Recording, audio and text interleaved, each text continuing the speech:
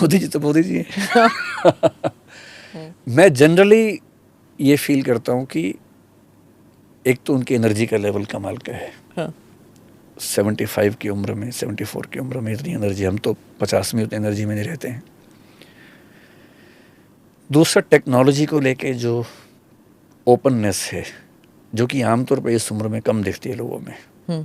ऐसा मानते हैं कि अब 70-75 साल का पीएम होगा तो टेक्नोलॉजी को लेके थोड़ा सा हेजिस्टेंट होगा। ये नहीं है, युवाओं से ज़्यादा बेहतर उस पर समझ रखते हैं। फिर दुनिया भर के नेताओं से जिस ईज़ के साथ बात करते हैं, जो बार्गेनिंग स्किल्स डेवलप हुई हैं वो शानदार हैं। इंफ्रास्ट्रक्चर पे डेवलपमेंट बहुत बेहतरीन है। मैं सब बातें फैक्ट्स के बेस पे कह रहा हूँ। आप जिस पे बात करेंगे फैक्ट्स मेरे पास, क्योंकि मैं पढ़ाता ही हूँ ये सब चीज़ें जी, मैं फैक्चुअल बेसिस पे कह रहा हूँ। और कुछ चीज़ें कहनी हो तो आर्टिकल 370 जैसे बड़े फैसले हर पीएम नहीं कर सकता, इन्होंने किए हैं। उसके लिए बहुत दम चाहिए। जब 2014 से लेकिन अगर मेरा कोई मिल रहा, मैं आज तक मिला नहीं उनसे। मैं तो किसी से भी नहीं मिला हूँ, जितने चेहरा पे देखा है आज तक नहीं मिला हूँ। सच में? हाँ, मैं सच में नहीं मिला हूँ। अच्छा। मैं किसी से, मतलब आज से 2 साल पहले तो मुझे शिकायत थी कि मैंने किसी को देखा भी नहीं है।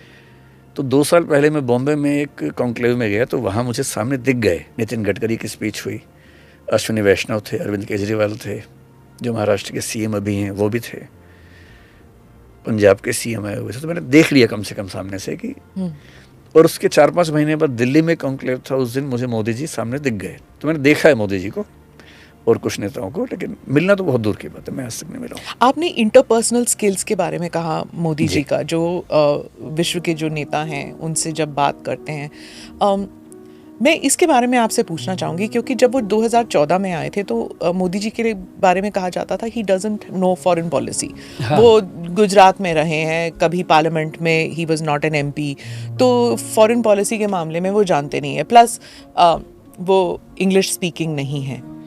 इंग्लिश स्पीकिंग स्किल्स को बहुत मान्यता दी जाती है। प्रधानमंत्री अगर जो भी है, if you see doctor Manmohan Singh, वो भी एक सामान्य परिवार के हैं, लेकिन हार्वर्ड बैकग्राउंड पढ़ चुके हैं, पीएचडी, डॉक्टरेट हैं। तो मोदी जी में वो स्किल्स थे ही नहीं जब वो 2014 में आए। अभी भी जब वो बैठते हैं वर्ल्ड लीडर्स के साथ, इंटरप्रेटर साथ होता है, वो हिंदी में बात करते हैं, इंग्लिश में बात कर सकते हैं, लेकिन वो सोफिस्टिकेशन ऑफ थॉट ट्रांसलेट नहीं होता इंग्लिश में।